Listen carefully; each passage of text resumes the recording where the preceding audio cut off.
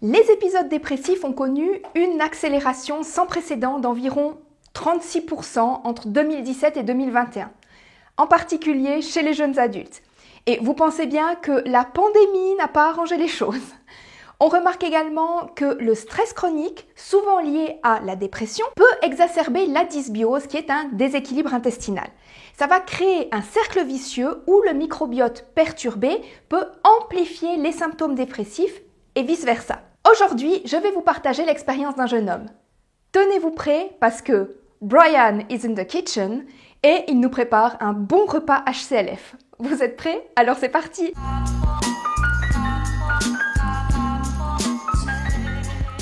Je suis tellement heureux de ces changements que j'aimerais avoir le plaisir de vous donner, si cela vous est utile bien évidemment, l'autorisation de pouvoir utiliser mon témoignage. Il faut vraiment que le monde sache que l'alimentation peut faire de très belles choses. La seule chose à faire est de prendre le bon carburant. Je tenais à vous partager son témoignage pour 2 raisons. Premièrement, parce que c'est très rare qu'un de mes patients vienne spontanément vers moi pour me demander de partager son expérience. Je ne me permets pas, en tant que thérapeute, évidemment, de demander à mes patients si je peux parler de leur expérience en HCLF, parce que je ne veux pas les importuner et que je respecte trop leur vie privée pour ça. Mais évidemment, lorsqu'on me demande spontanément de le faire, c'est très volontiers. Deuxième raison pour laquelle j'avais envie de vous partager ce témoignage, c'est que ce monsieur parle de maladies psychiques et que vous êtes nombreux à me demander si le HCLF peut améliorer, voire même guérir certains troubles de l'humeur. Et il y a même une troisième raison en fait, c'est que je vois parfois certains ou certaines se décourager et abandonner cette alimentation alors qu'avec un petit peu de persévérance, vous verrez qu'on peut arriver à de très beaux résultats. Ce témoignage, c'est vraiment un message d'espoir. Petite précision, avant de commencer, inutile de venir me dire en commentaire que oui, mais un témoignage, c'est pas représentatif et blablabla, blablabla. Oui, je sais tout ça, merci. Je prétends pas être chercheuse en nutrition ou en psychologie. Je ne fais pas d'études scientifiques. Je fais pas des méta-analyses sur le HCLF. Je suis simplement et très humblement nutritionniste. Je partage donc mon expérience et celle de mes patients parce que c'est mon domaine d'activité. De toute façon, vous remarquerez au fil de mes vidéos que de manière générale, j'essaye de ne pas vous parler de ce que je ne connais pas. Ça me paraît assez logique en final. Donc, ce jeune homme m'a autorisé à partager son prénom. Vous l'aurez compris, il s'appelle Brian et il m'a autorisé également à partager les grands traits de son tableau clinique. Alors, pour planter le décor, il a actuellement 26 ans et il souffre de dépression et d'anxiété chronique depuis sa puberté. Il avait également de la fatigue chronique et des petits soucis dermatologiques qui se manifestaient par une acné persistante sur le visage, le cou et dans le dos.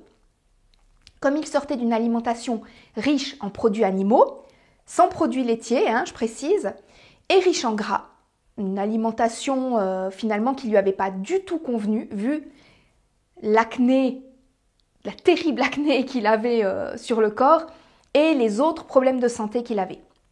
Par contre, je ne sais plus vous dire si c'était une alimentation cétogène. Il me semble que oui, mais j'aimerais pas dire de bêtises. Mais bref, bon. De toute façon, c'était une alimentation riche en produits animaux et du coup également riche en gras. Je lui ai donc tout de suite prescrit un protocole de réhabilitation intestinale pour soigner une hyperperméabilité intestinale due à la grande consommation de produits animaux et de gras. Nous avons eu notre première consultation il y a 1 an environ. Et entre les consultations, on a beaucoup échangé par mail, comme je le fais souvent avec mes patients, parce que j'aime suivre leur évolution et répondre à leurs interrogations tout au long de leur parcours. Et j'ai reçu quelques mails de sa part qui m'ont un peu fait souci, je dois l'avouer, parce que je le sentais vraiment découragé, pas bien, enfin je sais pas, démotivé. À la suite de notre premier entretien, je le sentais très enthousiaste et il me disait même qu'il mettrait tout en œuvre pour réussir. 1 mois après la première consultation, on a fait quelques ajustements, il m'a partagé son food journal, il m'a partagé ses analyses sanguines. Mais dans le mail suivant, Quelques semaines plus tard, il m'expliquait que son acné semblait s'aggraver. Bon, on était en plein protocole de nettoyage intestinal, ceci explique certainement cela. Mais son anxiété semblait également s'aggraver. Il dormait mal et il se demandait en fait s'il ne devrait peut-être pas arrêter son traitement médicamenteux qui a été prescrit par sa psychiatre. Parce qu'il est vrai que les effets secondaires de ce genre de traitement sont souvent lourds et ils peuvent entraîner ce genre de soucis, on va dire. Je lui ai dit qu'il ne fallait surtout pas arrêter, mais en parler à son médecin et voir si ensemble, lui et elle, ils pouvaient décider de réduire la dose progressivement. Et ça, je le dis toujours, que ce soit en consultation, et je le répète ici, pour que les personnes qui m'écoutent soient bien attentives à ce point qui est extrêmement important. Il ne faut surtout pas arrêter le traitement que votre médecin vous a prescrit. C'est à lui d'adapter sa prescription lorsqu'il le jugera nécessaire et en accord avec vous. Retrouver un équilibre au niveau de la santé grâce à l'alimentation, ça prend du temps. Et vous aurez peut-être encore besoin d'une aide, d'une béquille, si j'ose m'exprimer ainsi, en tout cas d'un soutien, un soutien médicamenteux pendant un certain temps en parallèle. Si vous vous cassez une jambe, c'est votre médecin qui vous dira quand vous pourrez vous passer des béquilles. C'est pas vous qui décidez 3 jours après le passage à l'hôpital de les ranger à la cave parce que ça peut avoir des conséquences désastreuses, on est bien d'accord. Bref. Pour en revenir à Brian, j'ai reçu récemment donc 1 an après le début de son passage au HCLF un mail intitulé « Bonne nouvelle », nouvelle avec S à la fin, et je me suis dit génial. Dans ce mail, il m'explique qu'il est content d'avoir persévéré jusqu'ici et qu'il trouve beaucoup de plaisir avec cette alimentation. Il s'est ouvert à de nombreuses nouvelles saveurs, il a pu surpasser beaucoup d'a priori qu'il avait sur divers aliments et il me dit « Je me régale ». La santé de sa peau s'est considérablement améliorée, plus de boutons dans le dos, qui était la zone la plus touchée auparavant, la peau de son visage n'a jamais été aussi belle et les rougeurs dans le cou ont quasiment disparu. Il a encore quelques apparitions de boutons sur le torse, mais il dit que c'est des boutons tellement petits et tellement éparpillés qu'il dit en fait qu'il ne peut pas s'en plaindre. Niveau santé, donc santé mentale, vu que c'est ce qui le préoccupait, il a pu faire le point avec sa psychiatre et en accord avec elle, il a carrément arrêté les antidépresseurs. Et il s'en porte très bien. Il prenait également un médicament pour canaliser ses importants troubles anxieux et il commence à les espacer dans le temps dans le but de les arrêter complètement.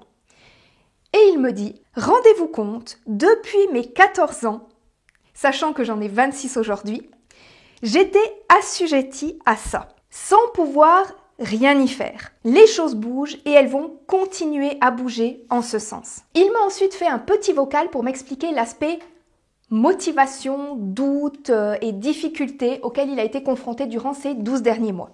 Alors il est bien conscient que c'est normal de douter et il dit que les personnes qui veulent se lancer pourraient être découragées à un moment ou à un autre et que ça prend effectivement beaucoup de temps parfois pour voir des résultats. Et c'est dans ces moments-là qu'au lieu de se décourager, il regardait des vidéos, il en revisionnait, il lisait des articles, il lisait des blogs sur le HCLF pour se conforter dans l'idée que les résultats arrivent au bout d'un moment. Il était évidemment convaincu que cette alimentation est totalement physiologique et qu'elle guérit, en d'autres mots, qu'elle est thérapeutique. Et donc après, certains ont des résultats en quelques semaines, d'autres en quelques mois, et d'autres qui ont subi des dégâts dans leur corps, ça va prendre plus de temps, 1 an, 2 ans, 3 ans. Les résultats sont là, mais selon la personne, ça peut se faire rapidement ou plus lentement. Il dit qu'il ne faut pas se décourager dans ces moments-là. Quel que soit le temps que ça prendra, les résultats finiront par arriver. Et ça a été parfois dur pour lui, en tant qu'humain, mais c'est le temps et la patience qu'il faut avoir avec l'alimentation. Après 1 an, il voit des résultats, mais il se rend compte qu'il lui faudra encore du temps pour atteindre son plein potentiel de guérison. Et il a accepté maintenant de faire partie des personnes pour qui ça prendra plus de temps. Il dit qu'il va être rigoureux et ça ira de mieux en mieux. Lui, il en est convaincu et c'est normal parce que lorsqu'il voit déjà les beaux résultats qu'il a obtenus jusqu'à présent, il peut être que convaincu que ça va encore continuer à s'améliorer. Donc, durant ce qu'il appelle les phases de mou, anxiété, fatigue, finalement, ce qui l'a aidé, c'est qu'il a continué de s'informer sur l'alimentation. Il dit que lorsqu'on se met sur une alimentation qui guérit, ça fait bouger les choses dans notre corps. C'est comme si on faisait un grand nettoyage. Ça va remuer beaucoup de poussière et ça peut donc paraître négatif dans un premier temps. Lui, il appelle ça des crises de guérison. Il a retrouvé l'énergie et la motivation qu'il avait perdues, mais il avoue qu'il reste encore fatigué. Il a conscience que c'est un domaine qui continuera à se travailler avec le temps. Les symptômes psychologiques s'améliorent vraiment, mais il a conscience qu'il devra encore laisser du temps à son corps. Et c'est clair que tant qu'il sera aussi sous un traitement médicamenteux, la fatigue peut continuer à se faire sentir. Mais comme je vous l'ai dit, surtout, on n'arrête pas le traitement, on y va progressivement en accord avec son médecin. Il dit que tout n'est pas parfait et il pense que ça ne le sera jamais à 100%. Finalement, il a raison. Personne n'a une santé parfaite à 100%. Mais, il continue son chemin vers la santé. Et au lieu de se concentrer sur ce qui n'est pas encore parfait, il fait la rétrospective et il se rend compte de l'amélioration qu'il a depuis 12 mois, de l'évolution, finalement, qui est très encourageante. Je suis évidemment très fière de son parcours. Je sais à quel point c'est compliqué dans notre société de garder une ligne et de persévérer parce que tout nous pousse à abandonner. Les produits proposés en supermarché, les plats dans les restaurants, la pression de l'entourage, les discours anti-glucides des spécialistes ou pas de la nutrition, parce que le sucre, c'est une drogue en vente libre dans les supermarchés, ne l'oublions pas, hein. Humour, je précise, mais il y a aussi finalement plein d'autres choses comme la folie des protéines et évidemment les anti-véganes. Plein d'obstacles sur notre chemin.